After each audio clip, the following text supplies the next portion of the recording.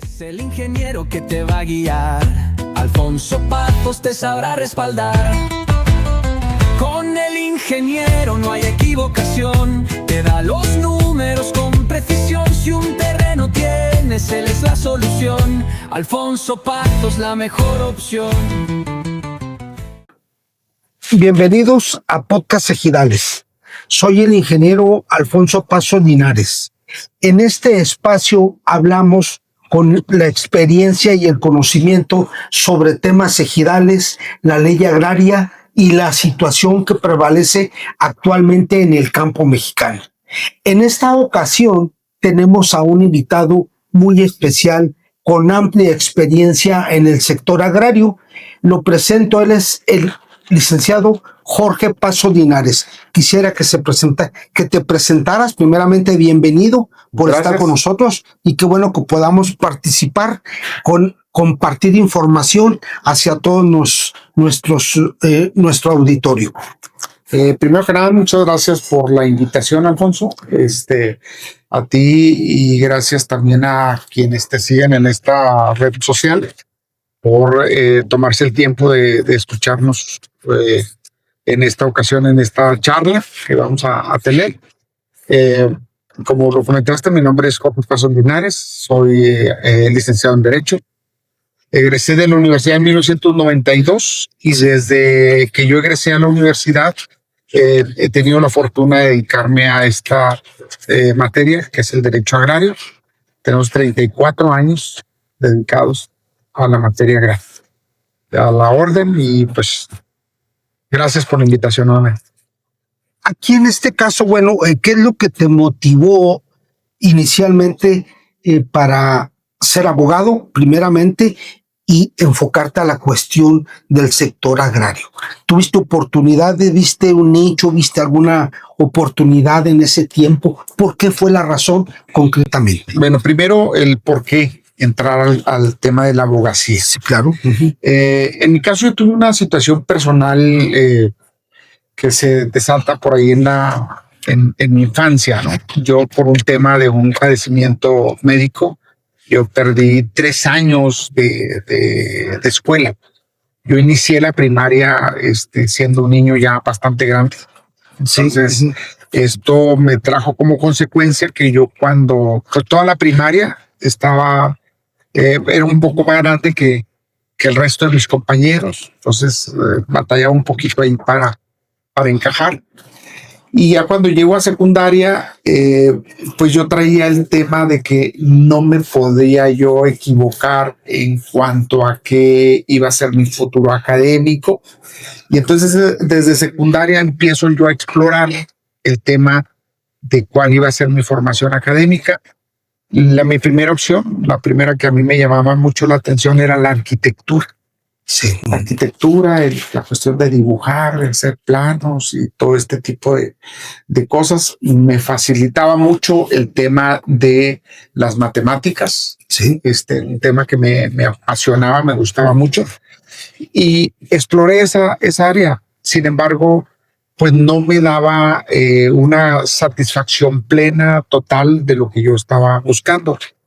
De ahí empecé a interesarme por el tema de la lectura, de la historia, y empecé a ver los temas de los movimientos sociales, la Revolución Mexicana, ya leída desde otra, con otra intención más a fondo que lo que te dan en la escuela.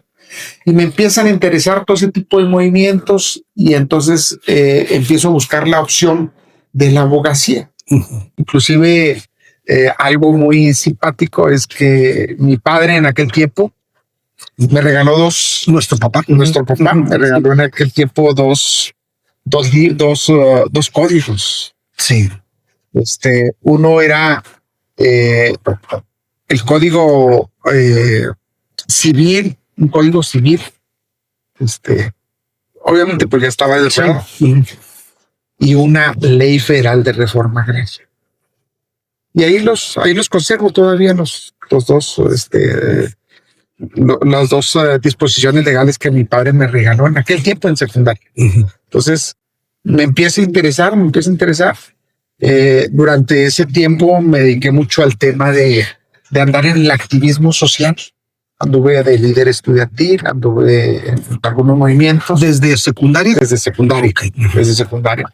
Nos tocó encabezar aquellas luchas por obtener el 50% de descuento en el transporte urbano para estudiantes.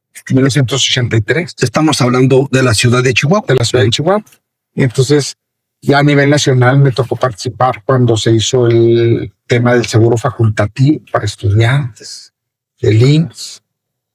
¿Tú qué hacías en ese, o sea, en esa? Era estudiante, Sí, eras estudiante. y estaba andaba pues en los movimientos estudiantiles. Dirigente estudiantil. Fui presidente de la sociedad de alumnos en la secundaria, en la prepa. Siempre estuve metido en las sociedades de alumnos. Entonces siempre estuve metido en la parte, de alguna manera decirlo, por así decirlo, en la lucha social.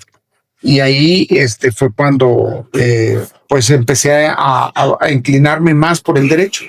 Ya después en la universidad empecé, bueno, también me interesaba el tema del movimiento estudiantil, pero ya me empezó a jalar más el tema también del contenido de la ley y el litigio y abrir otros panoramas. Entonces esa fue la parte en la que se forma el interés por el desarrollo profesional. Luego, posteriormente, el por qué entrar al derecho agrario. Cuando yo decido entrar al derecho agrario, mi idea siempre era dedicarme al ejercicio libre de la profesión. Sin embargo, bueno, pues luego en las cuestiones sentimentales y el corazón, por ahí una chica me puso como condición que para casarse conmigo tenía yo que tener un ingreso fijo. Y por ahí, bueno, pues vi una convocatoria de la Procuraduría Agraria y me llamó la atención. Dije, bueno, pues una especie de Ministerio Público Agrario. Pues vamos. Sí, quiero hacer un paréntesis aquí, A ver. y lo continúas. Efectivamente, bueno, yo recuerdo, pues nuestro papá, ¿no? Que él, pues no terminó ni la secundaria, únicamente ni la primaria, algo así. Bueno, ni la primaria. Sin embargo, yo recuerdo, estaba yo niño y leía mucho la ley de reforma agraria. Él era ejidatario y bueno, pues lo enfocó. Yo creo parte de todo esto, pues Sí, es, o sea, lo enfilan uno a ello. Te vas dando el acercamiento, Exactamente. ¿no? No te es ajeno. Entonces, cuando yo llego a la Procuraduría Agraria, pues llego con un perfil que era el idóneo que estaban buscando en cuanto a la edad, joven, y que tuviera relación con el campo. Entonces, mi papá pues había sido muchas veces presidente del Consejo Ejidal. El tema ejidal de alguna manera estuvo presente en la casa siempre. Teníamos parcela ejidal, teníamos una huerta de manzanas, duraznos. La actividad agrícola no me era conocida, no era ajena. Ya me tocó participar en sembrar papas, sembrar maíz, andar arando la tierra, fumigando la huerta, ¿no? Aquellas jornadas tan difíciles, pintarlas, ¿no? Pintarlas, encalarlas. Se te despedazaban las manos con la cal y todo eso, ¿verdad? A las 5 de la mañana, que ahora levántate. Sí, todo eso pues me tocó. Entonces, todo ese contacto del campo te da una cierta sensibilidad para el tema de la materia. Sí. Entonces, eso me llevó a la parte agraria. Y ya en el curso de la Procuraduría Agraria, en el curso prepedéutico que me tocó, pues me fue muy bien, me fue excelente. Obtuve ahí el primer lugar en ese curso y eso me valió para que me invitaran a la dirección de capacitación de la Procuraduría Agraria, que fue el área que se encargó de darle vida al tema de la institución, ¿no? Me acuerdo que en aquel tiempo decía el licenciado Leopoldo Zorrilla Ornelas, que en paz descanse, él decía... Él era el director de capacitación. Era el secretario general de la Procuraduría. Perdón, sí. Entonces él decía que la estructura de la Procuraduría Agraria era su personal, que los visitadores, que toda la estructura, digámoslo así, la estructura ósea de la institución donde se sostenía todo, era el personal de la institución, los visitadores y abogados agrarios. Pero, decía, la capacitación es la médula espinal de la institución. O sea, lo que le da vida al cuerpo es la capacitación. Entonces a mí me tocó la fortuna de estar en esa área.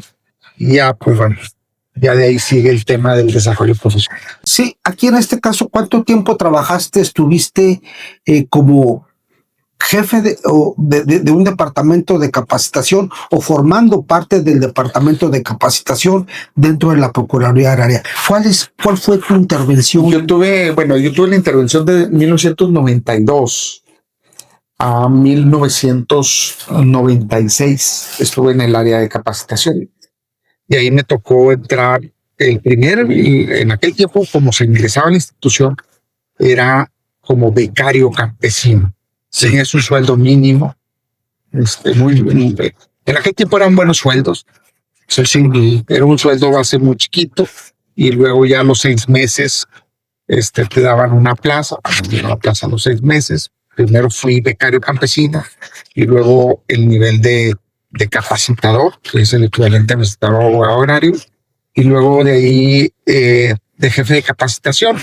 Pero estos fueron muy rápidos, o sea, fueron en 6 meses y ya era jefe de departamento en la Procuraduría Agraria. Sí. En 1990, en ese transcurso teníamos la obligación o la responsabilidad de impartir cursos de capacitación en las regiones donde éramos adscritos. En mi caso, yo estaba adscrito a la región Laguna, a la región especial, a la delegación especial a Laguna, y tenía bajo mi responsabilidad dar capacitación para el estado de Chihuahua y Durango y la comarca lagunera. Entonces, era la región más grande territorialmente hablando. Y ahí pues, nos tocó formar el cuerpo de becarios campesinos que eran jóvenes de las comunidades ejidales que tuvieran el interés de aprender el derecho agrario y los procedimientos institucionales. Se les daba una beca a los jóvenes. Algunos de esos jóvenes, déjame te platico, fue muy noble ese programa, ¿no? Hay gente que participó en ese programa y que llegó a escalar muy buenos puestos en el sector agrario. Sí. Tenemos el caso de mi amigo Tomás Valderrama. Sí, saludo con mucho afecto a Tomás. Sí. Tomás entró como becario campesino. Es cierto. Entró como becario campesino. Después el subdelegado operativo en aquel entonces, Agustín Medellín, también le mando saludo, me habla y me dice, oye, vamos presionando a Tomás para que termine la universidad. Ingeniero de sí. Inicialmente como ingeniero zootecnista, sí, y se brinca a abogado. Sí, así es. Entonces, bueno, en ese tiempo me tocó ahí, ándale, Tomás, si tú te metes, terminas la universidad, vamos a luchar hasta el fin para que tú seas visitador agrario. Y fue visitador agrario, y después fue jefe de residencia, y después hizo la carrera de Derecho, sí, y terminó como subdelegado jurídico. Sí. Y hoy un abogado agrarista importante, los importantes aquí en el estado, muy respetable, ingeniero Tomás. Bueno, el ingeniero me quedo yo con la palabra ingeniero porque es su carrera de origen, pero pues sí, pues abogado, yo me relacioné con él como era ingeniero, es abogado, y dicen, oiga, licenciado, pues para mí es ingeniero, le digo. Otro caso, yo retomo un poquito el tema, que es cierto que hubo oportunidades en aquel tiempo. Yo también estuve en Procuraduría Agraria, estuve 7 años como visitador agrario, y otro ejemplo que era posible ascender en base al conocimiento, en base al esfuerzo, a la responsabilidad, al profesionalismo de cada uno de los visitadores e inclusive becarios campesinos, como se les llamaba. Yo recuerdo al licenciado Francisco Flores. Legarda, como licenciado Francisco Flores Legarda, él inició él inició como abogado en una residencia de aquí, Chihuahua, y bueno, llegó a a delegado del RAN, tenemos a la licenciada Marta Lucero, etcétera, etcétera. Yo creo que hay ejemplos en cada uno de los estados en donde el esfuerzo sí se tomaba en cuenta. Es una de las problemáticas que tenemos actualmente. La percepción que tengo o que se tiene es la capacitación es cara. Una capacitación es cara de cualquier empresa, de cualquier institución, pero es fundamental para el crecimiento de cualquier organismo. Y en su momento, se daba una capacitación de calidad y con el antecedente del perfil correspondiente de quien tomaba la capacitación. Sí. Había, por supuesto, ya te quité la palabra, había, por supuesto, incentivos. Por supuesto que tiene que haber incentivo económico. Y tenemos la muestra, tenemos la prueba de que efectivamente se puede crecer. Y fue, yo lo catalogo, una institución muy fuerte, de mucha credibilidad, porque era otros aspectos novedoso, bla, bla, ¿sí? Ahora bien, antes de que se me olvide, esa condición que te pusieron de que tenías que tener un trabajo estable, ¿sí te cumplieron? Sí, claro. Sí, pues fue la condición que te pusieron eso. Bueno, es toda una historia de vida ahí lo que se va dando, ¿no? Cuando a mí me nombra jefe de capacitación, sí. Me nombraron jefe de capacitación una semana antes de mi boda. Hijo, y ya la liberé que dijiste. No, ya la había liberado, ya tenía contratados salones y todo, ya estaba faltaba el fiesta. No, ya tenía, falsidad de veras, firman y en el caso, pues una boda religiosa, que sientes todo. Pero ya estaba programado todo, ya teníamos fecha y todo. Entonces, un día antes de mí, empiezo yo, porque el primer trabajo que tenía, la primera actividad que tenía era presentarme con los delegados. Sí, eran 3 delegados de la Procuraduría Agraria. Sí. El de La Laguna, el de Durango y el de Chihuahua. Sí. Y entonces, pues yo hice mi agenda para venirme a Chihuahua y me toca que me presenten en el concepto técnico de aquí de la delegación. Y entonces estábamos en el concepto técnico. ¿Quién era el delegado en Chihuahua? Fernández. No, era antes Terrazas. Ah, ok, ya. No me acuerdo. No me acuerdo el lugar, sí. Sí, uno fue el primero. No me acuerdo cómo se apellida, cómo se llama, ¿no? Y bueno, estamos el viernes en consejo técnico, 10 de la noche, y mi boda era el día siguiente. Entonces, recuerdo que Agustín Medellín interrumpe la sesión y dice: señor delegado, con todo respeto. Era subdelegado, no me acuerdo, era residente de Cuauhtémoc, no era subdelegado. Sí, entonces dice: oiga, delegado, con todo respeto, quiero comentarle que el licenciado Pablo se casa mañana. Y aquí lo tenemos en el esto va para largo.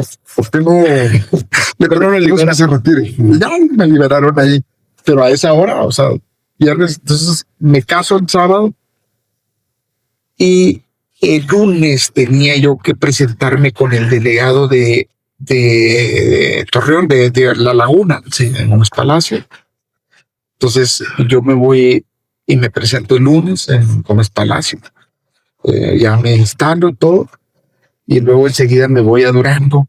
Entonces mi luna de miel fue cumpliendo comisiones de la rancha. Sí, y luego de ahí nos mandaron a un curso de 1 mes a Aguascalientes. Entonces, recién casado me voy a Aguascalientes. Al mes y medio de casado yo andaba buscando casa donde iba a vivir. Pero bueno, así es parte de las cosas muy bonitas, una de las cosas muy bonitas que nos tocó vivir. ¿Cuánto tiempo estuviste en la Procuraduría Agraria? Mira, yo estuve yo tuve 2 periodos en la Procuraduría Agraria. Yo estuve hasta el 2000 en la Procuraduría Agraria. Llegué a subdelegado jurídico de la Procuraduría Agraria. Me toqué participar en aquella quimera, en aquel sueño de especialización profesional te iba a permitir ser delegado. Pero estaba bien planteado. Estaba bien planteado, pero finalmente, pues estos puestos son una decisión política. ¿Sí? Más ahorita. Pues más acentuado ahorita. Sí. En aquel tiempo, por lo menos buscaban gente que conociera la materia, que conociera las instituciones del sector. Ahora llega gente diferente que viene a encontrar el hilo negro y el agua entubada, ¿no? Pues sí, Entonces, que tienen tierra nada más en las uñas. pues uno ni uña, ni pie, ni eso, porque el sector no conflicto. Pero bueno, esperemos que no traiga nada en las uñas, ¿no? Bueno, Pues entonces, ese es el punto. Entonces teníamos esa parte del servicio civil de carrera. Entonces me tocó ser subdelegado, me tocó participar en 2 concursos para delegados. Uno fue el de Querétaro, y en el de Querétaro recuerdo que a otra persona y a mí nos dijeron, hay un empate en primer lugar, entonces esto va a ser una decisión del procurador. Lo cual me parece. era Arturo Guarman. No, era Froilán Hernández. ¿Ya el procurador? Sí. Entonces, bueno, es un empate, entonces aquí pues la decisión la tiene que tomar el procurador. Uno va a ser el delegado y el otro, pues, veremos qué hacemos con. Y en ese momento dije, bueno, pues yo no tengo padrinos, no voy a hacer, ya me regresé a mi casa y me quedé más tiempo en México. Y efectivamente, pues fue la otra persona, será una gente muy cercana a un director general, y bueno, sí, quedó. Pero me quedé satisfecho porque fue un empate. No pueden ser 2, hay una clase. Y bueno, ahí se resolvió. La otra fue cuando me toca participar Chihuahua. La primera fue cuando estaba Procede. ¿Cómo? Cuando estaba Procede. Estaba todavía Procede. En la segunda etapa también. En la segunda etapa también. Ok. Entonces estamos hablando antes del 2000. Y luego ahí también me tocó participar con la de aquí de Chihuahua. Y cuando salimos del concurso, participó también mi tocayo José López Negrete, El abogado. sí, y salimos muy contentos porque tuvimos un buen resultado. Y entonces fuimos a la entrevista los dos, llegamos hasta las finales, pues, ¿no? Sí. Cuando salimos nos habló un amigo y nos dice, oye, ya se decidió quién va a ser el delegado de Chihuahua. Ah, qué bueno. Y ya me habían felicitado a mí, felicidades, ganaste el primer lugar. Y nos dice, nuestro amigo nos dice, es una mujer, y nada más una mujer es la que participaba. Entonces, cuando llegamos, al que me felicitó, le dije, oye, ya me acaban de decir que va a ser una mujer. No, hijo, esa quedó en cuarto lugar. Y luego, bueno, pero ahí pero quedó como delegado. Y esa fue la que ganó. Bueno, es parte de las vivencias, y son cosas en las que hay que aprender cosas, hay que aprender. Y ahí yo fue cuando comprendí bien, que a pesar y ahí yo hice la recomendación, no concursen las delegaciones, concursen nada más hasta subdelegado, porque la delegación es una designación muy complicada. Pero también que debe de tener conocimiento agrario. Bueno, sí, todo el mundo, todos los que participé, inclusive esta mujer del cuarto lugar, mi respeto, había sido subdelegado jurídico. Okay. O sea, sí tenía un conocimiento muy amplio del derecho agrario. ¿Sí? Todos han sido conocedores del derecho agrario. ¿Sí? Entonces, esa fue la primera parte hasta el 2000, del 2000 en adelante. Pues yo me dediqué a otras actividades, me interesó explorar otras áreas de derecho. ¿Fuera de la Procuraduría? Fuera de la Procuraduría Agraria. Sin embargo, siempre me estuvo jalando el tema agrario. Me tocó la suerte de que me invitaron a participar en el gobierno de San Luis Potosí como asesor en materia agraria. Y ahí guardo recuerdos muy bonitos, ¿no? Ahí agarramos un asunto de muchos años y salimos adelante. Y luego ya regreso acá a Chihuahua en el 2002, 2003, por ahí, ¿no? Y me invitan a participar para el cierre del proceso. Y entonces anduvimos entre el 2004 al 2006-2007, anduvimos ahí al 2006, en el cierre del programa de certificación, y lo sacamos aquí en Chihuahua. Entonces, arriba del casi el 100% de los ejidos y comunidades del estado se certificaron. En la última parte no fueron tantos núcleos agrarios, pero sí fue una superficie muy, muy alta la que se aplicó en el tiempo. Sí. ¿Qué es lo que te motivó a ti para, qué es lo que viste, qué te motivó para salirte del sector agrario oficial? ¿Qué es lo que, bueno, en ese tiempo yo ya, como subdelegado jurídico, Sí. digo, pues había participado en los concursos. Yo ya sabía que ya la subdelegación jurídica era el topo hacia ahí, o sea, ya de ahí para arriba se refería relaciones políticas que no las tenía. Y bueno, pues ya nada más estaba girando sobre un mismo círculo. Ya no había posibilidades de crecimiento en ese momento.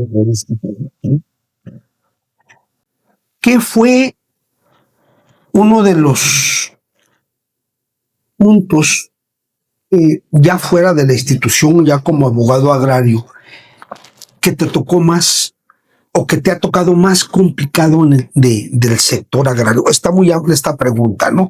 Sin embargo, dices tú, traigo esto, pasé por esto, y tuve estos resultados. ¿Por qué pasaste o qué es lo que tú consideras que fue muy difícil en ya como abogado agrario que hayas llevado a algún asunto de algún ejido, de alguna situación? Mira, todos los asuntos tienen su complejidad. Inclusive, podríamos pensar inclusive que los temas de sucesiones que se tramitan en la vía jurisdicción son fáciles, pero luego a veces tienen sus particularidades que los van complicando, ¿no? Los acuerdos entre herederos y demás, ¿no? Pero definitivamente hay temas o hay asuntos que me han marcado en el desarrollo profesional. Te decía ahorita lo de San Luis Potosí en 2001. Sí. Iniciamos junto con unos ejidos de un ejido que se llama Cándido Navarro, en San Luis Potosí, de Soledad y Graciano Sánchez, el municipio. Y fue una lucha jurídica bastante intensa, bastante larga. Tardamos 17 años en materializar ese libro. Fue un tema que muy complejo, unas parcelamiento que hizo el ejido, tiene su uso común, las ponen a nombre del siguiente identitario, adoptan el dominio Fleine, el un fraude, venden las parcelas, no sé, no, fueron juicios y juicios y juicios y ganábamos uno y otro y otro y otro y otro y otro. Y siempre estuvimos en la lucha hasta que finalmente ya se agotaron todas las partes y recuperamos esa superficie de tierras, que es un asunto muy interesante porque, como comentaba, el ejido parcela una superficie y lo pone el nombre de San Luis. Sí. Entonces, aquí fue muy padre porque de los 5 ejidatarios, al final del camino estaban vivos 4 de los 5. Y solamente la familia del Gin se puso y dijo, era patrimonio de vida. Entonces, se recuperó la mayoría del terreno. Hubo que hacer una negociación con la familia de ese tiempo para arreglarlo, arreglamos todo afortunadamente. Y fue un asunto muy importante porque todas las implicaciones jurídicas que tuvo, ¿no? En aquel tiempo, la de la venta, la normal, el embargo, etc. Fue muy complejo el tema desde el punto de vista jurídico, pero además fue muy emotivo porque al final de cuentas honraron la palabra los ejidatarios del ejido había asignado con las personas. Entonces fue muy importante. Implica cuestiones jurídicas e implica cuestiones de emergencia. Y de ahí pues salimos inclusive al final del camino en una lucha de tantos años. Los que éramos jóvenes ya no fuimos tan jóvenes. Y al último, pues se hace una relación muy personal entre los ejidatarios.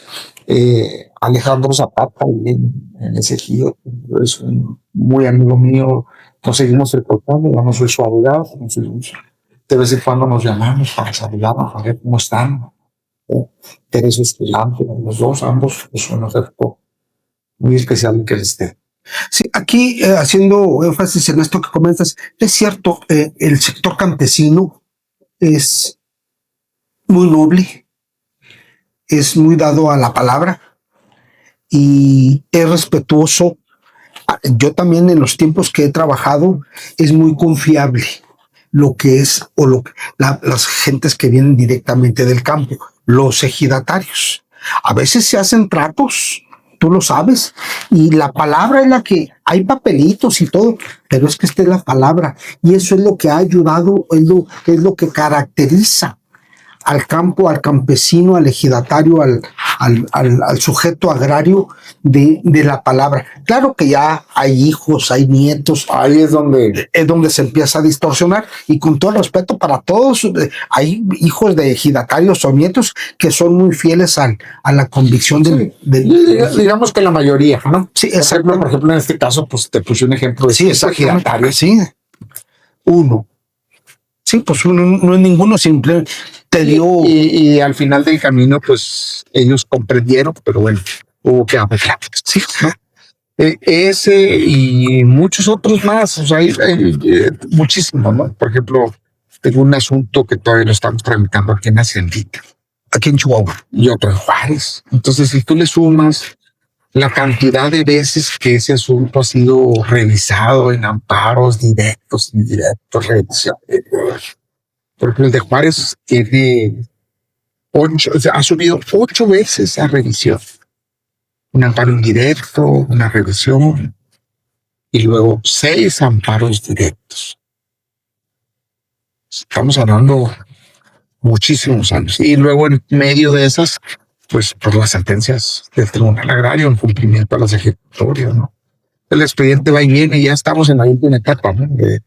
de ese asunto, ya se sobreseó el último, el de la Haciendita, a manera de chiste. Me decían, nomás falta que se ampare el perro y ya. Bueno, pues sí, güey, van a buscar todos los recursos. Buscan todos los recursos. Entonces a veces se hace muy largo el tema. Bueno, yo veo, yo te oigo, platicamos, etcétera. Inclusive hemos tenido alguna colaboración, como muchos de ustedes saben. Yo soy evaluador, aparte de dedicarme a esta situación. Hemos participado en alguna ocasión sobre algunos avalúos, que es algo un poco más delicado para tratarse referente, no los avalúos, sino los procedimientos dentro de tierras ejidales o tierras de uso común. Es sobre todo en el norte de México hay empresas mineras que exploran, hacen trabajos dentro de tierras de uso común. Actualmente sigues trabajando en esto. ¿Tú cómo has visto? ¿Ha habido unas ciertas reformas? ¿Ha mermado? O sea, en cuanto a la explotaciones, ¿ha bajado el interés de la iniciativa extranjera, porque son extranjeros, para invertir en México? ¿Tú cómo ves esa perspectiva? Mira, hay una situación ahorita en la que hay una especie de receso, no hay el cúmulo de inversiones que se venían dando en cascada fuertes y demás, ¿no? Por la misma incertidumbre, pues los inversionistas se reservan la cuestión de meterle dinero, en este caso a la industria minera. Ha habido un receso, pues, en la parte de la inversión minera. Tenemos ya prácticamente 12 años que la cuestión minera está en el mismo lugar. No ha avanzado absolutamente, no digamos absolutamente, no ha avanzado casi nada. Mira, para efectos de comentarte, hace un buen tiempo escribí un artículo por ahí sobre la relación del derecho agrario y el minero. En aquel entonces ¿En hablábamos, dónde lo publicaste? lo publicamos en un libro con el Congreso Agrario Nacional. Ok, bueno, pero Fue motivo de un libro, así de una colaboración, una coautoría. ok. Entonces, en aquel tiempo los datos eran que en el país había 25,000 concesiones mineras, que las concesiones mineras ocupaban las 3/4 del territorio nacional. Podías pensar, México es una mina, Sí. ¿sí? Pero es distinto tener 25,000 concesiones mineras a tener 25,000 minas. Lo explico. Es correcto. Tienes 25,000 concesiones, quiere decir que encontraron algún material minero en la tierra, en cualquier parte, ¿no? Y en base a eso hacen el denuncio minero. Si ahí hay mineral, tienes derecho al denuncio minero. Sí. Pero falta ver el tema de la exploración, que te cuantifique cuál es el volumen de mineral que tienes, y entonces tú como inversionista calculas si te es redituable recuperarlo o no. Porque si es muy bajo el volumen de mineral, pues vas a gastar más dinero que lo que vas a sacar con el producto. Claro. ¿Sí? Entonces, de esas 25,000 concesiones mineras, había exploradas alrededor de 1,000 concesiones. Es un abismo enorme. O sea, 24,000 que sueñan con que van a hacer mina y 1,000 que las estás buscando hacer. Y de esas 1,000, hay 150 abiertas. O sea, el nivel de lo que exploras a que se convierte en una del 1% de posibilidades. Muy bajo, muy poca la posibilidad. Ese número de minas se siguen conservando más o menos. Han abierto 1 o 2 y han cerrado 1 o 2. Entonces ahí más o menos se mantiene la tabla. Pero con esas minas que están abiertas, produces el 2% de... Es muy importante la actividad minera. Entonces, Es alto. es alto, es muy alto. Estamos hablando de un solo sector, y eso dentro del sector minero, pues también está el petróleo, pero ese no lo cuentas. O sea, ese efecto, ¿no? Si no, pues fíjate, te conviertes en la parte más importante del PIB a nivel nacional, ¿no? Sí. El país es un país que ha vivido el petróleo. Entonces, si quitas el petróleo, el 2% te lo llevas a la masa. Ahora, cuando hablamos de mina, pues hablamos de mina y pensamos siempre que mina son los metales preciosos. No, Sinónimo de pesos. no pesos. Bueno, no todas las minas son, o sea, bueno, fuera que tuviéramos muchas minas de oro, de cobre y de plata. Pero no, pues hay otra serie de minerales que no son tan redituables como tan preciosos, ¿no? Entonces, es una mezcla ahí la que se da. Entonces no ha habido avance. Ha habido reformas a la ley, y lo comentaba yo en el pasado Congreso de Derecho Agrario. Hubo una reforma muy importante. Se establece en la ley minera el derecho de preferencia de los núcleos agrarios para que reciban la concesión minera que se encuentra en sus tierras. Ah, qué bonita dice. Pues sí. Es muy bonito lo que dice la ley. Pero a ver, tú tienes una mina, una concesión minera. Bueno, esa concesión minera de entrada tienes que pagar impuestos. Correcto. Exactamente. Para empezar, antes de que empieces a cualquier cosa, hay que pagar derechos de impuestos. Segundo, tienes la concesión. O sea, vamos a explorar. Y la exploración no es a pico y pala, es una maquinaria muy costosa, especializada. Es un proceso, la obtención del barreno, del jugo, pues, de la muestra que se va a sacar en grandes profundidades.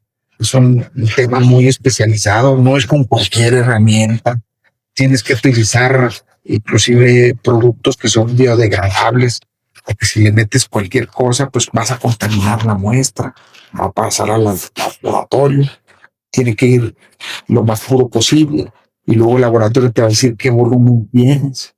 Y ahí vas a empezar a generar las reservas minerales. Tienes que tener mucha tecnología actualmente para ir haciendo un mapeo de dónde están las vetas del mineral que andas buscando, dónde están ubicadas.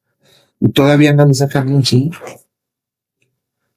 Y, por ejemplo, hace algunos años, 2, 3 años, cada barreno lo andaban cotizando en $70,000. O sea, sí tengo derecho, tengo preferencia en la concesión minera. Y ya, ¿qué le avances?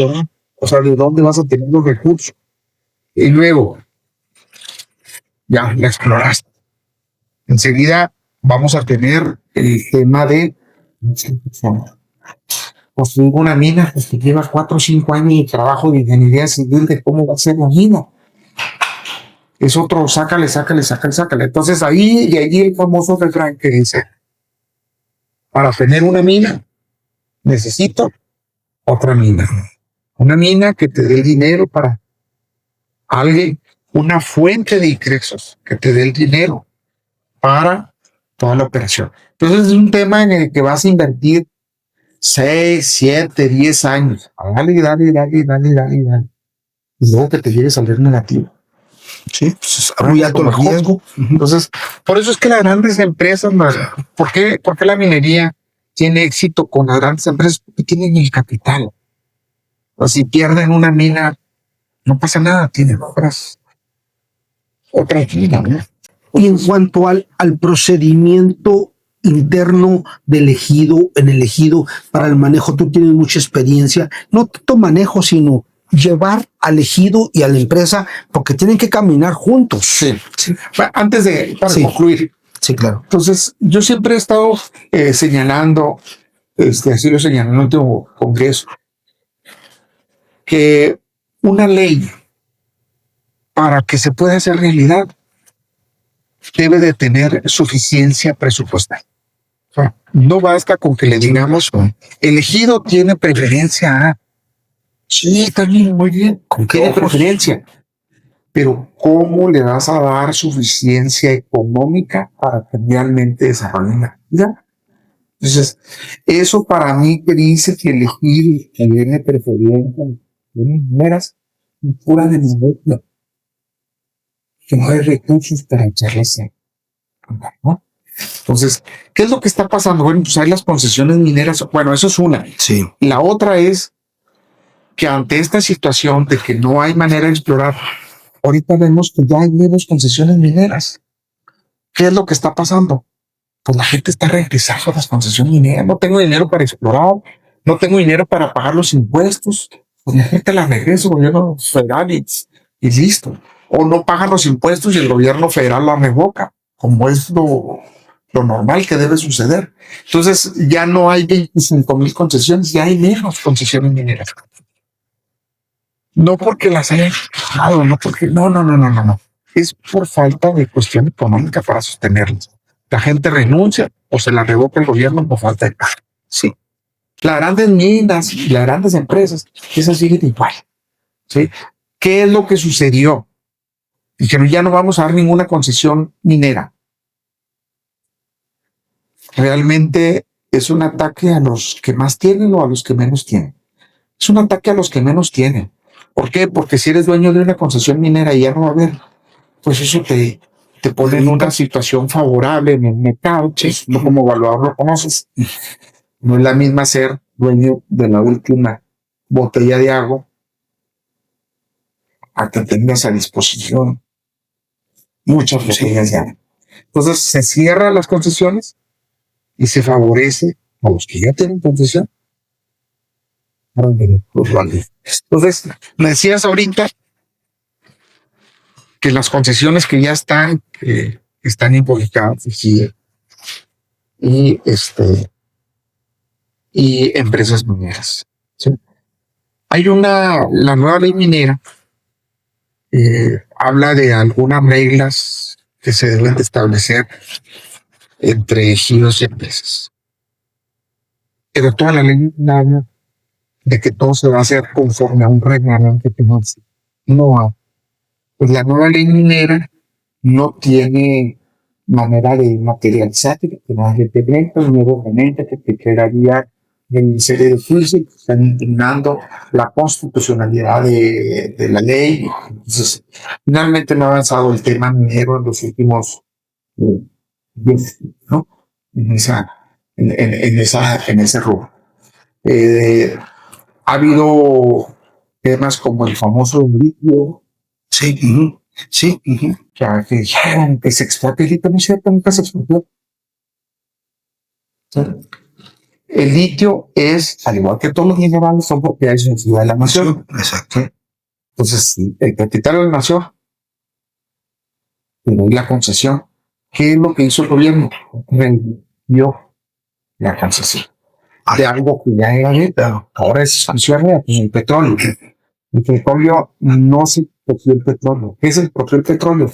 La infraestructura, el gasoducto, toda la maquinaria, las empresas expropiaron. Infraestructura. El litio no se expropió nada. Ahí andan todavía en pleitos porque tienes una responsabilidad por haber revocado la concesión, etc. Pero más allá de eso, en todo lo que va, dime cuánto litio ha extraído México. Nada. No hay actividad minera de litio. No hay reservas probadas de litio, o sea que diga, tenemos tanto, ya hicimos exploración. No hay. Es más, ya no sale ni en las noticias, ¿no? Sí, no, ya no. Dejó de ser noticia. Dejó de ser noticia. Ahí es un elefante blanco que tenemos el tema minero. Y luego, regresando al tema, decías, ejidos, empresas.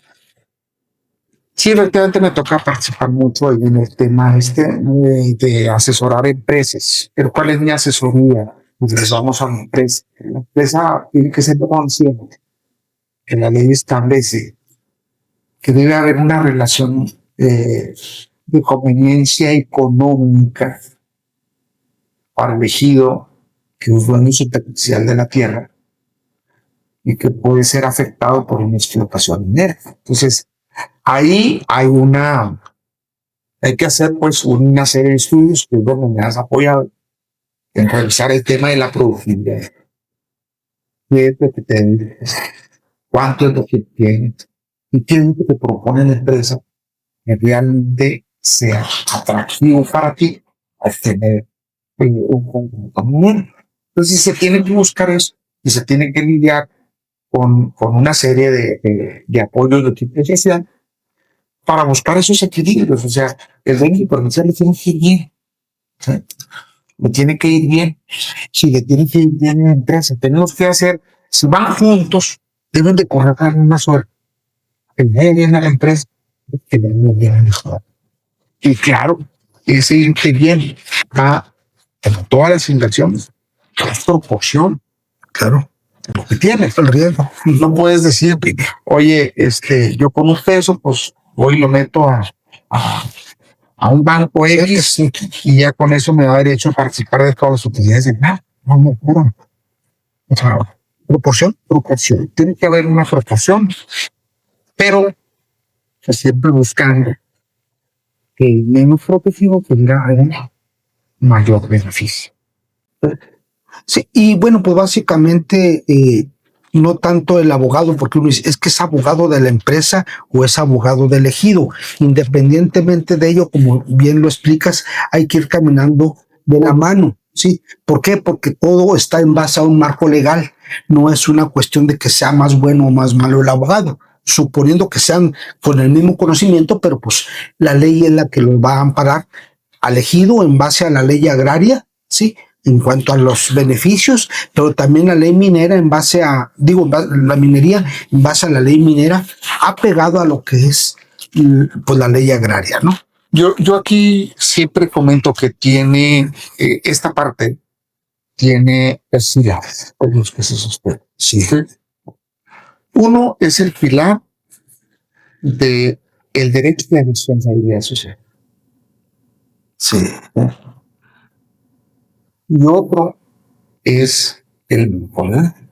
Ok. Si tú los desequilibras, si tú no tienes el equilibrio entre estos dos, es como si quisiera levantar una construcción y tienes 2 cimientos. Tienes los cimientos. Si un cimiento no está bien, se te va a caer la construcción. ¿Sí? Y si tampoco respetas la ley, aún y cuando tengas esto, se te va a caer. No vas a obtener los permisos, no vas a tener las ofertas, ¿sí? En materia legal. Todos los dos, yo cuando hablo con las empresas, los tenemos que tener 2 pilares muy sólidos. La parte de ser y la parte jurídica. Van de la mano, no los puedes separar.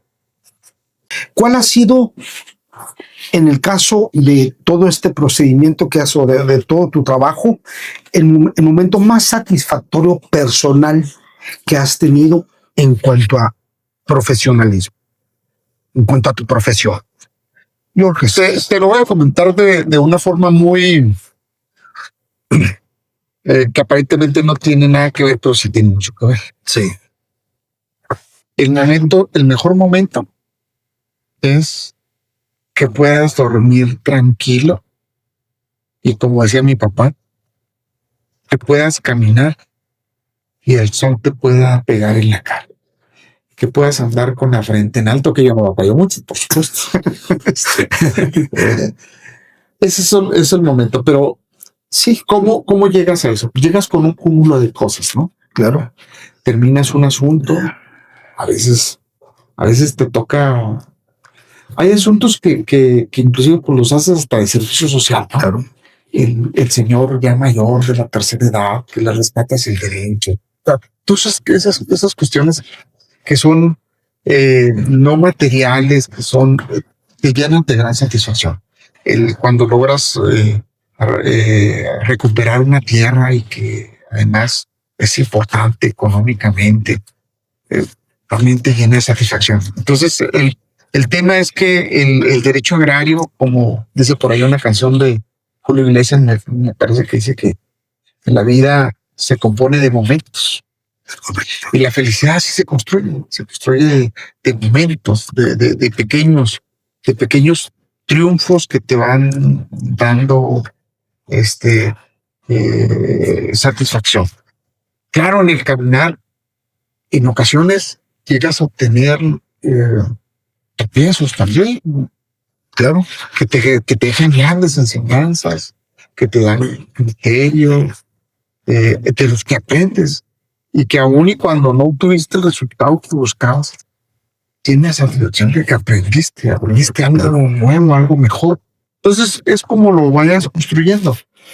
Para los abogados, cuando nosotros rendimos la protesta como abogados, en los mandamientos del abogado, el 9 dice: olvida. El derecho es una lucha de pasiones.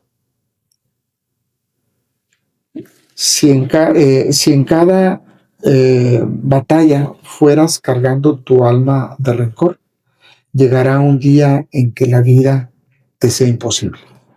Por eso, concluida la batalla, olvida tan pronto tu victoria como tu guerra. Entonces, eso es lo que te va generando satisfacción, que te va generando conformidad contigo mismo, de saber que estás haciendo las cosas bien, que han estado dando resultados. Eso es lo que te va dando. No lo podemos insertar o señalar como un evento.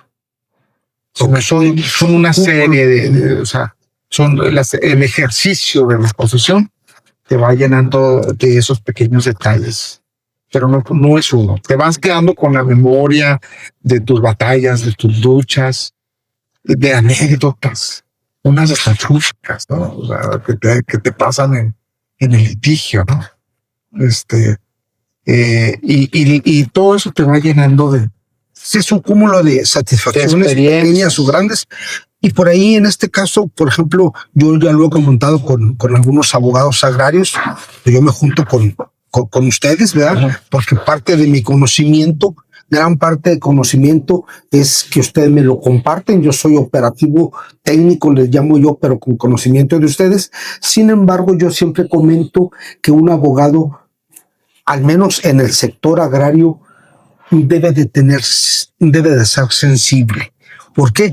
Porque no siempre se tiene el recurso, a veces no se gana, te pasa a ti, me pasa a mí, a toda la gente del sector agrario. A veces es más satisfactorio una muestra de alguna persona que recibió un servicio y dice, qué bonito me sentí, no gané hablando de dinero, pero me llenó el interior de poder responder a la necesidad de una falta de un recurso. Mira, te platico algo que me pasó hace algunos años. Unos años. Iba yo en una nulidad de una venta de un derecho agrario y tenía todos los elementos para ganar. ¿Sí? La nulidad de la venta del derecho agrario. Cuando se para mi contraparte, resulta que la contraparte era el papá.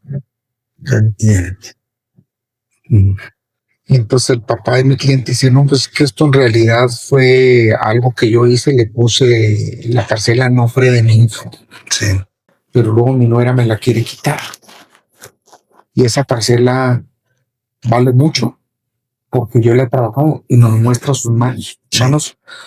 De un hombre de campo, trabajador. Esa parcela costaba bastante dinero, tenía un sistema de riego con pivote central, ¿verdad? Costaba bastante, estaba nivelada con GPS, empezaba a decir que, o al menos que yo lo empezaba a conocer. Era una parcela muy productiva, ¿no? Y mi cliente tenía las manos más suavecitas que yo. Entonces íbamos a cometer una gran injusticia. Entonces empezamos a conciliar, yo pedí que conciliáramos. Y el abogado contrario no nos dejaba conciliar. En ese tiempo la magistrada se entera de que yo me había percatado de que íbamos a cometer una injusticia. Sí. Y también se amarró y vamos a conciliar y vamos a arreglar. Y terminamos echando para afuera la nuera de la sala de audiencias porque no nos dejaba avanzar. No era parte. Estaba interrumpiendo la audiencia, echamos por afuera. Me quedé con el señor solo. Prácticamente yo de abogado de años. Y ahí el señor dijo, pues traigo 20,000 pesos en la bolsa. Y con 20,000 pesos lo arreglamos. Unos 20,000 pesos dijo. Ajá. Ya, déjale en la parcela y lo dejamos como cosa juzgada. Y es tu papá. Y es de él la parcela, no era tuya. Entonces ahí tú dices, perdí. No, pero no sé. Pero en ese tiempo es ese caso sí. Sí, es esencial, sí. Ahora ven, ahora ven aquí con todo este caminar que has tenido, dieron ahora en diciembre, el año pasado, el premio del agrarismo mexicano Andrés Molina Enríquez. ¿Tú cómo te enteraste sobre este premio? Y luego, bueno, ¿quién lo determina? ¿Por qué tú? Esto nos hace suponer, yo no tengo la menor duda, ¿verdad?, de que eres uno de los mejores abogados agraristas en México, porque por algo se te dio ese reconocimiento. Y bueno, para ti, ¿qué representa este premio? Bueno, para mí fue, primero que nada, una gran sorpresa, ¿no? Tema del agrarismo. Yo vi la convocatoria, me propusieron los núcleos agrarios por trabajos que les he realizado. ¿Los núcleos agrarios? A mí, sí, núcleos agrarios a los que yo representaba. Perfecto. Me propusieron para ese asunto. Salió en una plática y comenté que yo iba a ser ponente en ese congreso. Entonces me proponen, pero la verdad es que yo no traía pues que la posibilidad real de que iba a ser. ¿Por qué? Porque era un reconocimiento que en forma tradicional se había venido entregando a funcionarios públicos en turno, presidentes del Tribunal Superior Agrario, magistrados, procuradores, directores en jefe legal, puro funcionario de alto nivel. Entonces dije, no, pues un abogado particular, no tenemos ninguna posibilidad. Hicimos una reseña de cuál había sido mi experiencia en el sector y así fue como me inscribí. Luego con el Congreso Agrario, pues me tocó participar como ponente el primer día del Congreso. Y bueno, pues hubo una intervención de mi parte que fue crítica a las condiciones actuales del derecho agrario. Fue crítica. Y yo pensé, bueno, estábamos en el Senado de la República y a ver si no me sacan de aquí. Y bueno, ya no me sacaron.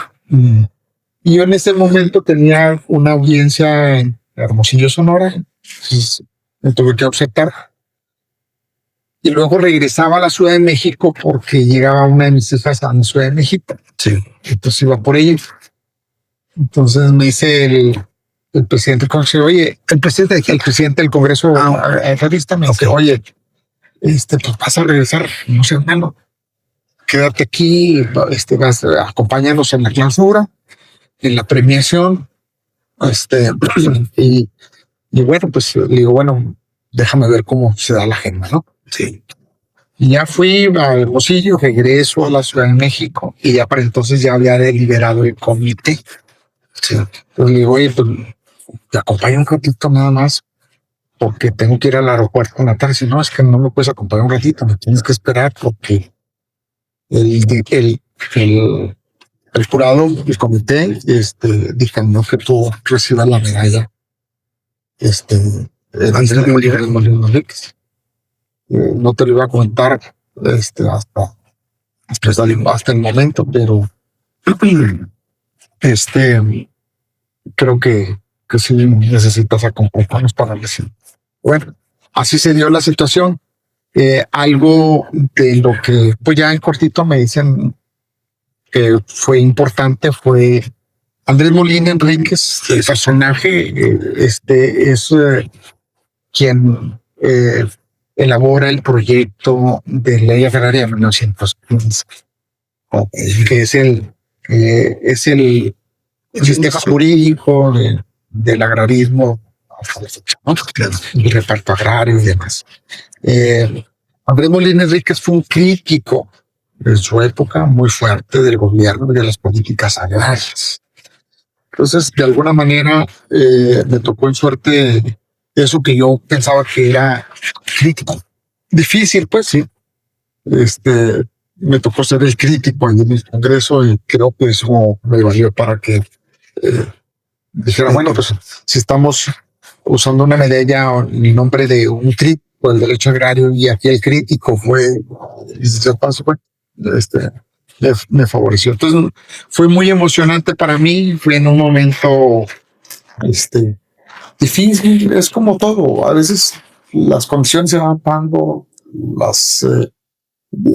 algunos decimos se van alineando los astros, ¿no? Es correcto. Entonces aquí fui expositor, cumplí con mis compromisos laborales de ingreso para un tema familiar y de regreso muy contento. Y de pasada traen la medalla. Entonces, sí, fue toda una experiencia, fueron muchas emociones esa semana. Sí, y es que en realidad, hay muchísimos abogados excelentes, muy buenos, muy responsables, sí, que, bueno, en este caso, pues a ti te da ese plus de conocedor desde el 34 años a la fecha y pues el andar en todos los aspectos del sector agrario. Ahora bien, desde tu experiencia, ¿cuál es el mayor reto que hoy enfrentan los abogados agrarios? Hablando estrictamente de lo agrario, ¿cuál es el reto desde tu perspectiva, desde tu visión? Bueno, estamos hay que tener muchas aristas esta pregunta muy complicada. Vivimos atravesamos por momentos muy difíciles para el sector agrario, muy difíciles, como hacía, bueno, yo creo que no tiene precedentes, ¿no? Estamos hablando estamos hablando en el año 2026. 2026. O sea, nosotros pero ahorita estoy sí, tratando. sí, Ahorita, no, pero digo, yo creo que ni en la época, hablando de manera institucional, sí, claro. después de 1917, Sí. no había esta crisis, y antes de 1917 tampoco. Yo creo que no tiene precedentes en la historia, ¿no? Para empezar, tenemos una administración pública, el Poder Ejecutivo, para el sector agrario, con cero política agraria. Cero. Y partimos desde la crítica que yo hice en el Congreso. Sí. No tienen oficinas, no tienen red, no tienen dinero para rentar un local, mucho menos para un servicio. Sí. Podrán decir todo lo que quieran, pero es como si dijéramos un abogado que ande litigando en la calle, que no tenga un domicilio.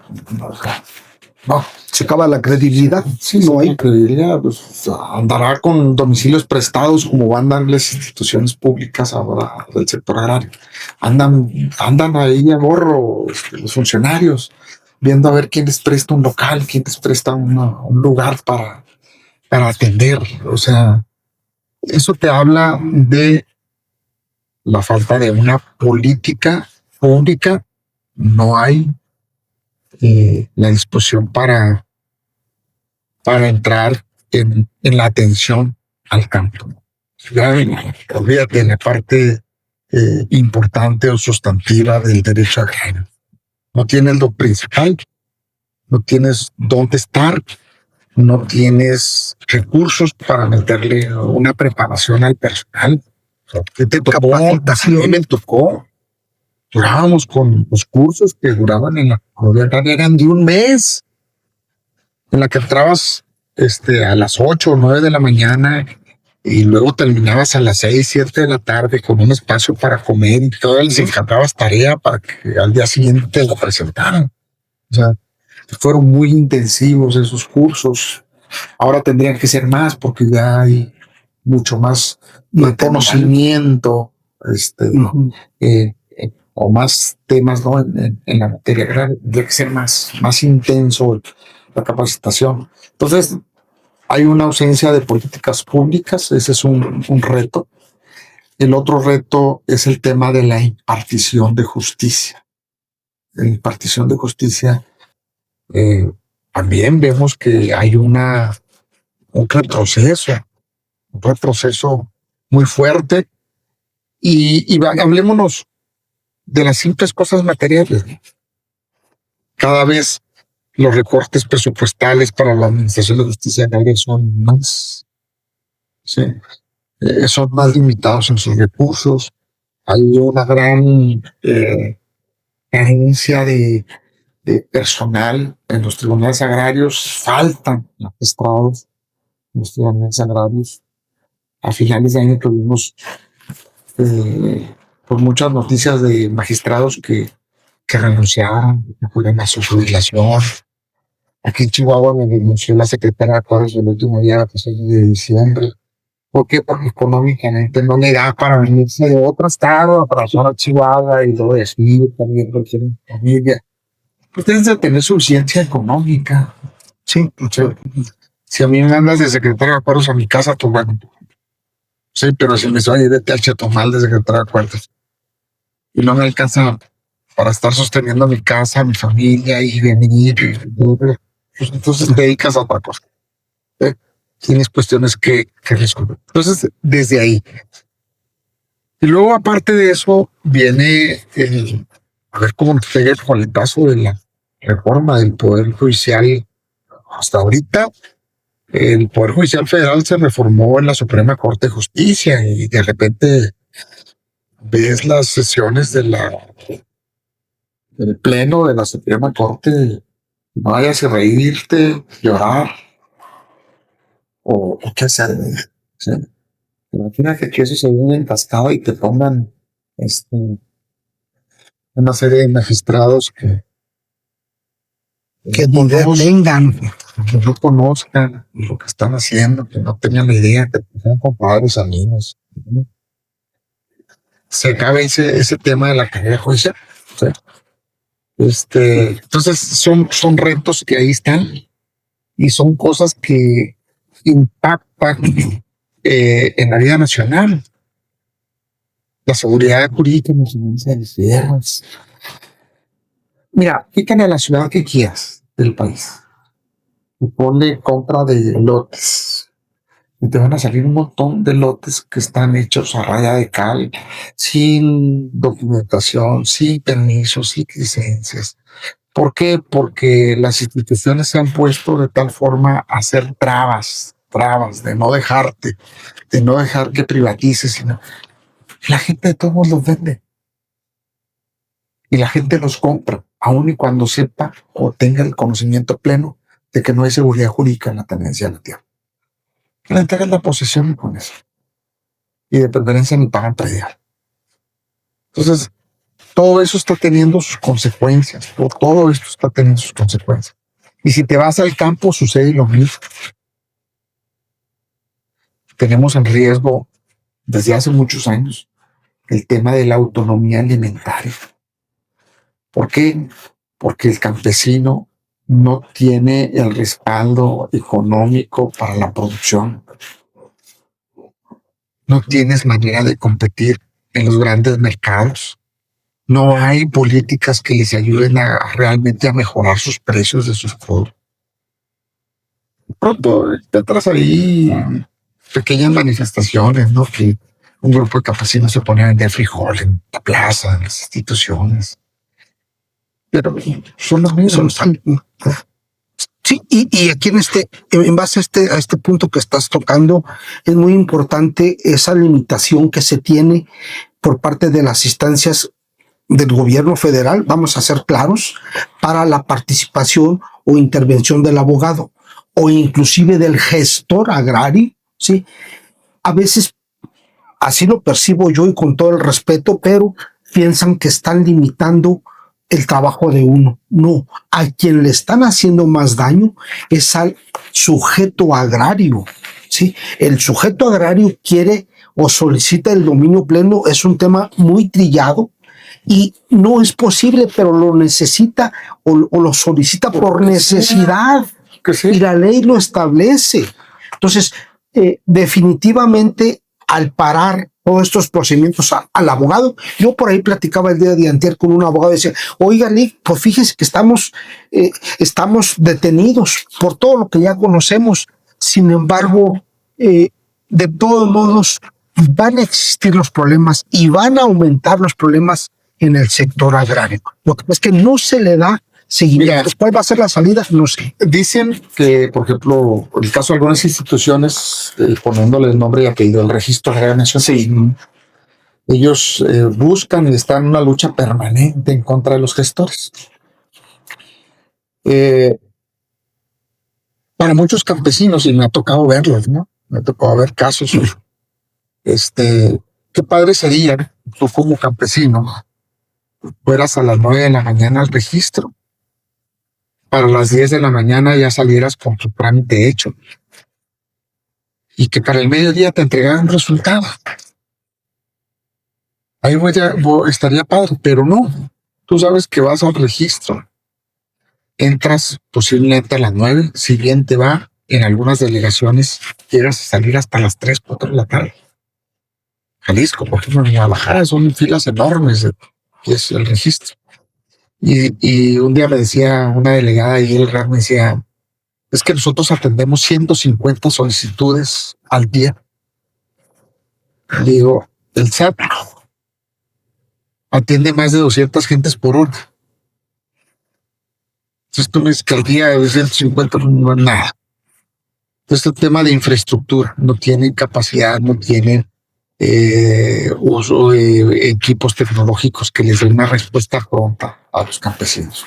Muchos servicios que deberían de ser digitales, con firmas digitales, es como si ahorita dijeras que el registro civil va a cerrar todos sus portales de internet y ahora tienes que ir personalmente a sacar un acta de nacimiento y que te la saquen copia del libro para que no esté falsificado.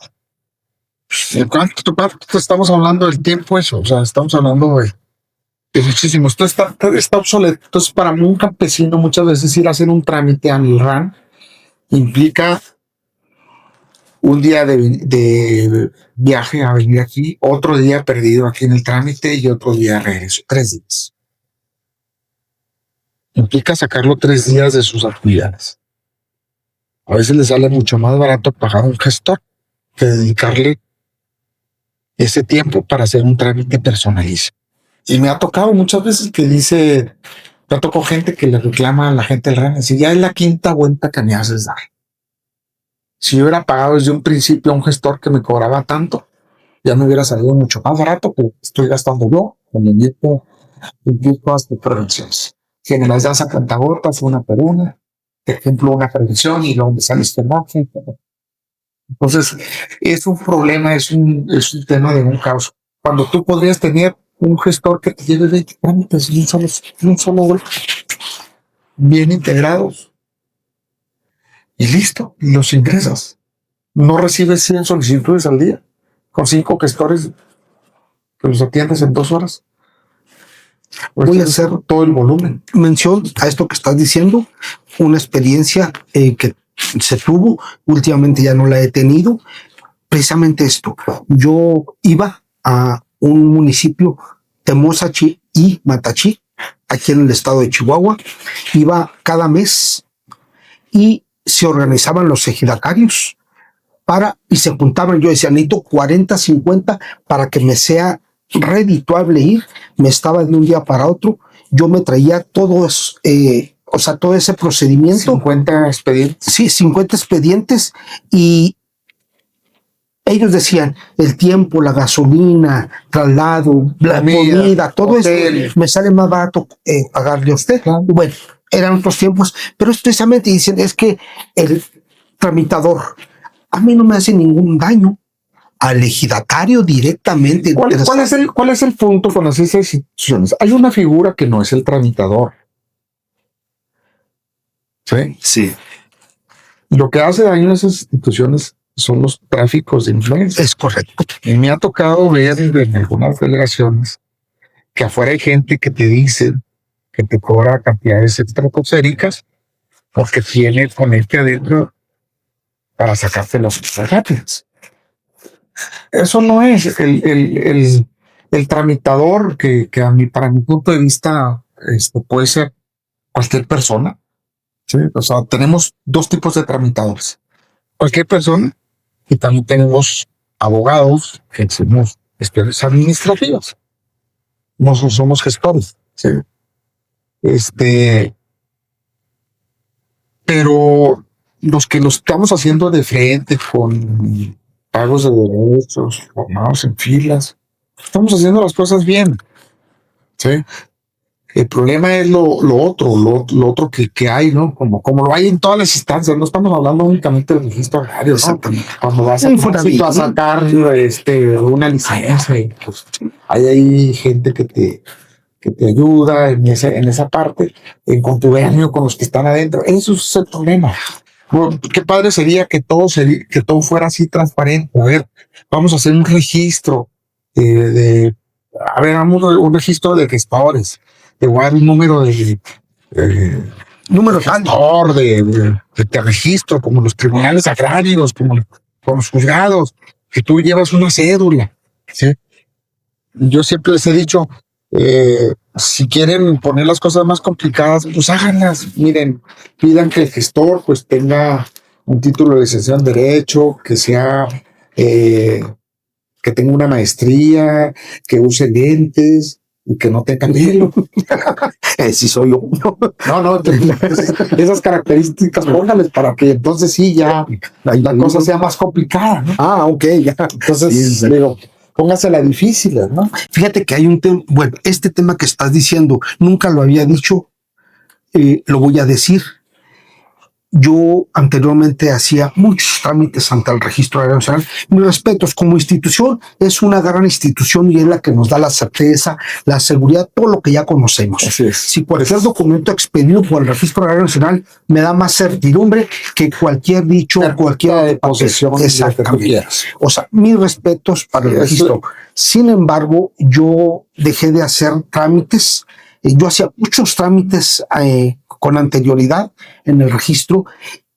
¿Por qué dejé de hacerlos? Por supuesto, me dejó de ser redituable. ¿Por qué? Porque yo tenía una competencia desleal. ¿Quién era? Funcionarios del Registro Agrario Nacional. O sea, decía yo, hijo, pues es que ya no me sale. Yo tengo otra actividad aparte de esta, pero mejor ya no me meto para estarme ahí 1 o 2. A veces traía muchísimo. En el caso de los abogados, mira, el caso de los abogados, nosotros nos dedicamos, te puedo hablar de la mayoría, ¿no? De los abogados. Nuestra actividad es 100% jurídica en el RAM. Exactamente. ¿Sí? No tanto la gestión administrativa. Pero a veces va pegado, ¿no? Por ejemplo, a veces necesitas una constancia de vigencia de derechos para poder tramitar el juicio. Pues ya sabes que le dices al legislatario, mire, para no evitarnos tanto problema, venga usted, la tramita usted personalmente el jueves. El jueves ahí están bien contentos y el jueves le dan la respuesta y me la trae. ¿Sí? Y a veces que te dicen que no, es que gestiona usted porque no tengo tiempo. Bueno, pues va uno, la gestiona. Y luego ya con el acuse de recibo, ya vas al tribunal agrario y le dices, mira, aquí está, la tengo en trámite ante el RAN, pídesela, etcétera, etcétera. Ese es un asunto más simple, no lo sufrimos tanto. No sufrimos tanto el tema de la gestión como, o sea, con ellos, ¿no? Pues no es tan grave, pero sí es una institución que debería de estar a la par del registro público de la propiedad en Chihuahua. Del país, de cualquier a nivel general.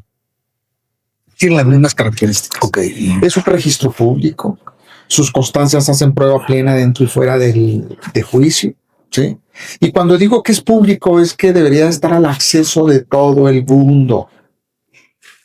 Claro, hay cuestiones muy privadas, como son los testamentos, y que debería de modificarse ahí la relación entre tribunales y registro agrario, y que la comunicación inclusive fuera directa entre tribunales y registros. O sea, hay muchas cosas por hacer. Hay muchos retos ahí que superar. No podemos estar bajo un esquema o un caparazón cerrado de hace 20 años, ¿no? Las instituciones deben de evolucionar a la par de la sociedad, de tecnología, necesidades. Hoy vivimos en una sociedad mucho más dinámica. Ya no le podemos pedir a la gente que vaya y se esté en mediodía formado en una fila para ser atendidos, ¿no? En alguna ocasión me tocó por ahí en una delegación del lleno así de papeles, ¿no? Decía que los gestores, todo era en contra, ¿no? Sí. Coyotes y todas las cosas. Y habría, y lo decía. Había un cartel que decía que los servicios son gratuitos, que no había que pagar nada. Entonces yo ahí con un plumón le puse la renta de la silla cuesta tanto. El lugar para rentar. ¿Por qué? Porque ahí te venden los lugares. Se forman a las 3, 4 de la mañana algunos gestores y luego llegas tú y te venden en 500 pesos su lugar. Pero eso se acaba muy fácil. Todo eso se acaba bien fácil. ¿Qué necesitas? Política pública. ¿Necesitas qué? ¿Qué es la política pública? Pues una política para atender. Pues, tienes 2 gentes para recibir los trámites. Sí. Sí, pues no. Pues no, o sea, ¿cómo vas a...? Humanamente no es posible. En cambio, si tuvieras 10, 15 gentes, ¿sí? Y que los procesos fueran más amigables. Simplificar esto, decirle a la gente, bueno, aquí va a estar su trámite, este va a ser su número. Oiga, le faltó el acta de nacimiento, mire, con este numerito. Ya la siguiente viene nomás y trae su acta de nacimiento y le pone un escrito que viene en este numerito y lo trae. Avances. Sí, no que lo regreses, oiga, fíjese que le faltó. Sí, después de 2 De meses. facto, el acta de nacimiento, regreses. Sí, también. Otras cosas, las actas de nacimiento son digitales. O sea, hay cosas que ya deberían de evolucionar, de cambiar, de mejorar. Bueno, pues Y nos centramos en el rango, que pues, yo sí, pues es el que nos interesa. Digo, la Procuraduría Agraria nos duele en el alma lo que pasa con la institución. Pero pues de alguna manera la función que nosotros estamos haciendo desde la privada. sí, no, y aparte, bueno, pues Procuraduría Agraria es en la instancia que por ley debe de estar presente en algunas asambleas. Pero bueno, Pero fuera de eso, todo lo demás lo haces. sí, pero de todos modos es un filtro ya actualmente para algunas situaciones para hacer asambleas de ese tipo. Pero bueno, ya esa es una cuestión mínima, entre comillas, pero sí tiene mucha participación y definitivamente la voluntad de la asamblea, de la Procuraduría Agraria, pues va a tener, se va a ver los resultados en los ejidos, definitivamente. Querramos o no, pues es una participación que también, yo reitero, es una institución muy noble. Sin embargo, a veces no habemos. Hay gente que pues no tiene el espíritu de servicio. Bueno, pues está muy amplio todo este tema. A pesar de que eres mi hermano, yo no conocía muchos aspectos profesionales y personales. Yo quisiera hacerte una última pregunta. Hay como 20 preguntas más, pero nada más una te voy a hacer para cerrar este espacio. ¿Qué es lo que más te preocupa del futuro del campo de la tierra en México? Bueno, son dos partes que para mí son muy importantes, ¿no? Uno es la autonomía alimentaria. Se ve con desdén el tema del campo, la producción agropecuaria en este país. No se le da la importancia que esto requiere, ¿no? Eso nos va a pegar en la autonomía alimentaria. Tenemos problemas gravísimos. Tú como zootecnista lo sabes, ¿no? El tema del gusano barrenador. Es correcto. Y teníamos una planta que era la productora de la mosca del gusano barrenador, que estaba en Chiapas, ¿no? Estaba por ahí en el sur. La desmantelaron, hicieron un parque militar, porque finalmente los ganaderos son ricos. Y entonces, bueno, el problema del gusano barrenador lo podemos ver así nomás a la ligera, pero eventualmente se nos puede convertir en un problema de salud pública nacional. ¿Qué va a pasar si empieza, o si eso no se contiene? Se va a convertir en un problema de salud pública, porque vamos a empezar a consumir carne contaminada. Lo podremos ver lejos, el tema, porque no ha evolucionado de tal manera, ¿verdad? Pero si eso se sale de control, nos va a generar un problema de salud pública. Tenemos un problema de abasto en la alimentación. No podemos seguir siendo dependientes de la importación. Entonces, un país es como todo, en todas partes, cada quien te dediques a lo que te dediques. Si eres ingeniero en informática, que aparentemente no tienes nada que ver con la tierra, pero tienes que comer. Y esos productos tienen que salir de la tierra. Entonces, esa parte de la producción alimentaria, pues en este país, no hay una política pública que te dignifique al productor. Otros países, por ejemplo, los productores agrícolas, pues son gente económicamente muy bien. En México no. Son los pobres de los pobres. Entonces, ese es un punto que me preocupa. Inclusive dentro de los planes Sí. A corto plazo es estudiar sobre el derecho agroalimentario. Ujú. El derecho agroalimentario, porque eso es fundamental. La otra parte que me preocupa mucho es la parte jurídica, ¿no? Estamos en un punto en el que puede generarse mucha inseguridad jurídica en la tenencia de la tierra. Hay poco, hay que decirlo como es. Sí. Hay asuntos de tesis de trámites ante el RAN que los traemos con sentencias de amparo que ordenan la inscripción, la expedición de documentos. La semana pasada precisamente le decíamos a un juzgado de distrito que si cuándo era la última vez, porque ya había 3 acuerdos que le decía al Registro Agrario Nacional por última vez, por última vez y por última vez. Entonces tampoco hay respeto a ese tipo de reforma. Entonces, la parte jurídica me preocupa.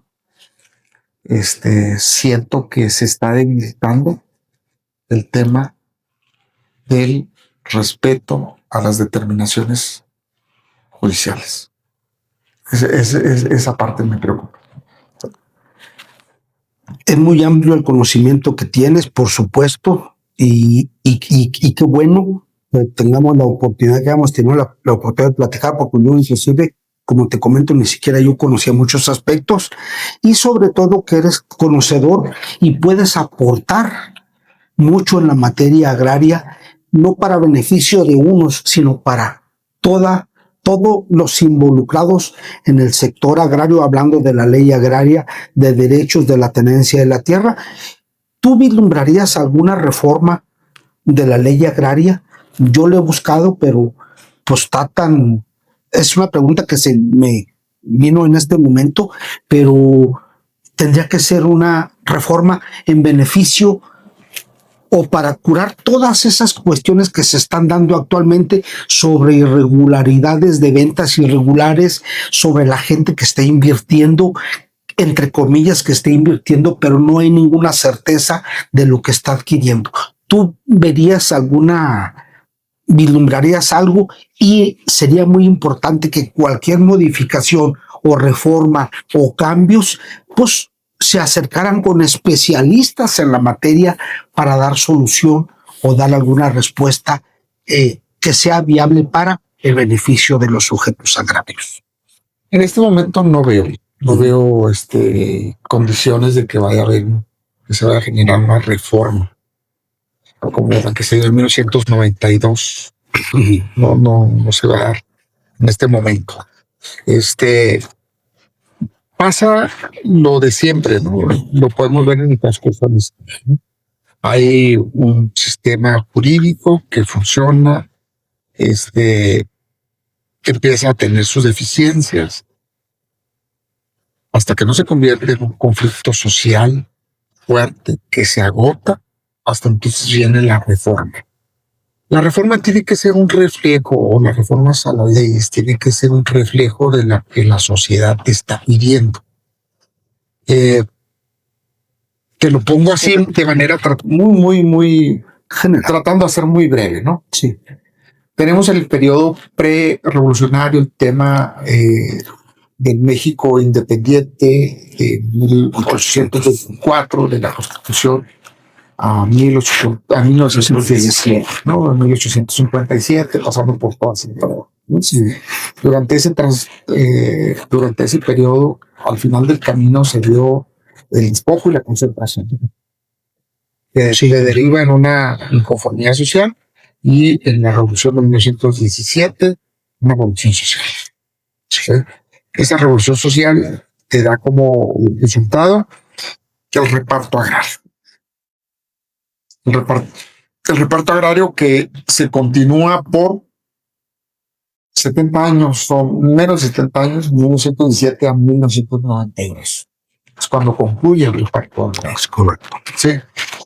Pero jurídicamente terminó en 1992. Pero materialmente ya el país no tenía condiciones para hacer reparto agrario.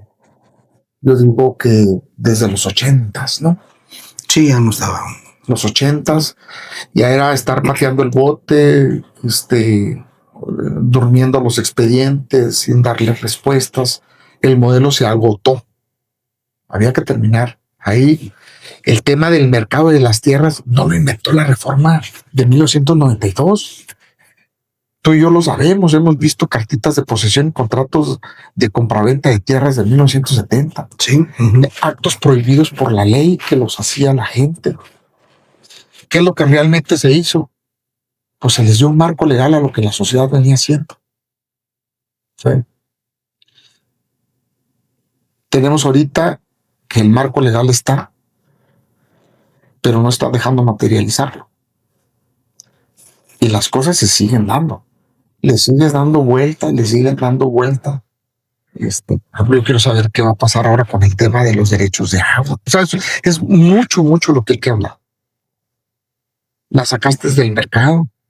Ahora vas a vender tu tierra, pero no vas a poder vender el agua. El agua tiene que ir a sacar nueva concesión, a ver si te la da, a ver cuánto es el moche, etcétera. Entonces, todo eso que te dice, ahorita estamos en el campo, pues, de que la sociedad se está moviendo. No va a generarse ahorita una reforma en este momento. ¿Cuánto tiempo va a pasar para que tengamos una reforma? No sé. No sé cuánto tiempo vaya a pasar, pero si tú me dices 2026 viene una reforma en la ley agraria, no la veo. Ahorita vendrán 2026 y 27 el reacomodo del Poder Judicial Federal, los jueces que van a salir, los que van a nombrar, ¿sí? Vendrá qué van a hacer con el Tribunal Administrativo. Ok. A los magistrados los vas a hacer a votación. Yo creo que es lo que sigue, ¿no?